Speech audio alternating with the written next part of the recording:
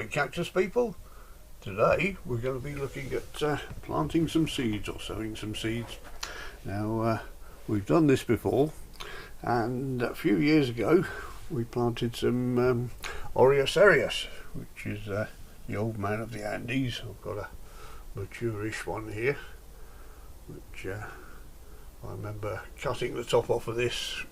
It had some sort of fungus infection on it before the cactus house was built, and that was in the old greenhouse, and it's since sprouted these two new tops on there, which is brilliant. Now what I used to do is I used to get small ones of these which came over from Holland, I believe, and then I'd grow them on, but the supply seems to have stopped since we left Europe.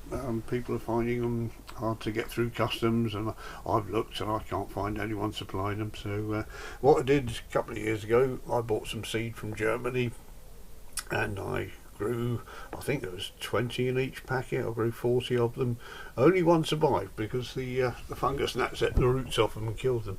And Grump Bear, our old man of the cactus house, is looking after the one surviving seedling down there. So you can see it's a couple of years old, so don't grow very fast. So what we're doing this year is a slightly different approach. I've sterilised some compost by heat treatment, but I'm also soaking it in hydrogen peroxide solution. Now this one is 3% solution, and I've diluted that with 4 parts of water to 1 part of solution, so it's quite a weak solution. And I plonked this in here just before the video, putting the video on. It's just about soaking in now. It's floating on the solution there.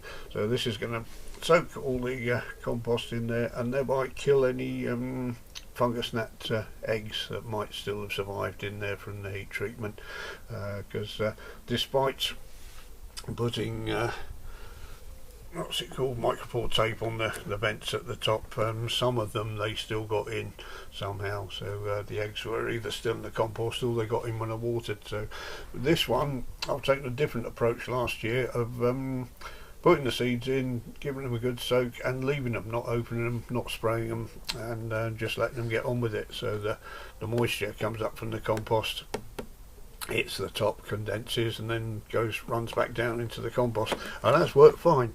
And you can see in there, these aren't the old man of the Andes, these are different ones. And I'm always telling you to put labels on things, and what did I not do last year? I didn't put a label on these. So looking at them, I think they're Echinocerius pentalophus in there, but I'll have to wait till they get a bit bigger. So yeah, do what I say, even if I don't do it myself, and put a label on things. So this year I've got a couple of labels, not just for the Oreocereus, but I'm also planting some of Daz's Fralias that he sent me a couple of years ago.